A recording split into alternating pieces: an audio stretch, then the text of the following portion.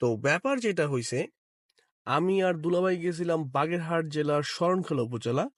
তো এই উপজেলাটা একদম বিচ্ছিন্ন, একদম কি বলে একটা দ্বীপের মতো একটা এরিয়া। তো আমরা সেটা জানতাম না, আর এখানে আমাদের কখনো যাওয়া হয়ও নাই।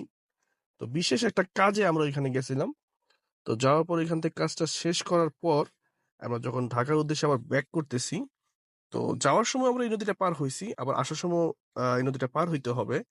তো যখন এই নদীর উপরে উঠলাম তখন কিছু ছেলে পেলে মানুষের সাথে কথা বলে জানতে পারলাম যে এই নদীটার নাম হতেছে পানগুসি নদী।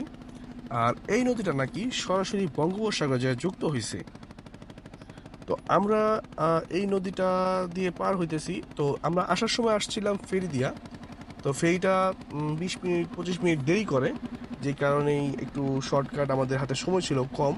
কারণ আমরা প্ল্যান করতেছি হজরত খানজাহান আলী রহমতুল্লাহ আলাহের যে মাজার এবং যে 60 গম্বুজ মসজিদটা আছে, সেই মসজিদও আমরা যাব। তো আবার ঢাকাও ব্যাক করতে হবে, যে কারণে আমাদের একটু তাড়াহুড়া ছিল। আমরা খুব দ্রুত আসার চেষ্টা করতেছিলাম।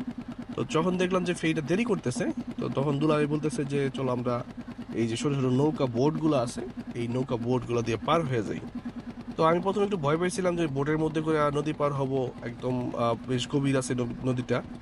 তো দেখলাম যে না, অনেকেই বাইক মানুষ এই নদীতে মানে এই বোটে করে পার হয়, যে কারণে আমি এতটা আর ভয় পাইলাম না। তো আল্লাহর নাম নিয়ে নৌকার মধ্যে উঠাই দিলাম। তো আমরা নদীটা পার হইতেছি। নদীর এই পাশ ও পাশ পুরোটাই কিন্তু সুন্দরবনের এরিয়া। তো আমরা যেখানে গেছিলাম ওইখান থেকে সুন্দরবন 5-7 কিলোমিটারের মধ্যেই। তো সুন্দরবনের কিছুটা অংশ আবার আমরা এখন যখন পার হয়ে যাব, সুন্দরবনের কিছুটা অংশ আবার ওইদিকে পড়ছে। তো ওইদিকে বেশি যাওয়ার আসলে মানে এইখান দিয়ে যাওয়ার রাস্তা তেমন একটা নাই। যদি কেউ জঙ্গল ধরতে পারে তাহলে যেতে হবে। এই যে সাইডের যে জঙ্গলগুলো দেখতে পারতেছেন, এগুলো হচ্ছে সুন্দরবনের অংশ। তো যদি কেউ জঙ্গল ধরে হাঁটতে থাকে বা নদীর পাড় ধরে হাঁটতে থাকে, তাহলে আহ, সুন্দরবনের কিছু কাছাকাছি যাওয়ার একটা মানে অপশন আছে, রাস্তা আছে। কিন্তু এমনিতে গাড়ি নিয়ে বাইক নিয়ে যাওয়ার এইখান দিয়ে কোনো রাস্তা নাই। তো আমরা নদী পার হওয়ার পরে এই যে সুন্দরবনের এইখান দিয়ে একটা মানে যদি কেউ হাঁটতে থাকে তাহলে মোটামুটি সুন্দরবন যাইতে তার 5-7 কিলোমিটারের মধ্যে সে চলে যাবে। তো এই যে ছোট ছোট নৌকাগুলো আছে, এগুলো দিয়ে তখন নদী থেকে মাছ টাছ ধরা হয়। তো আমরা গেলাম, দেখলাম।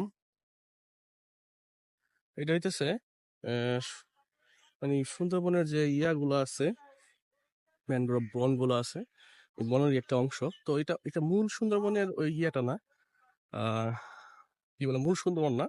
এখান থেকে মূল সুন্দরবন আরো প্রায়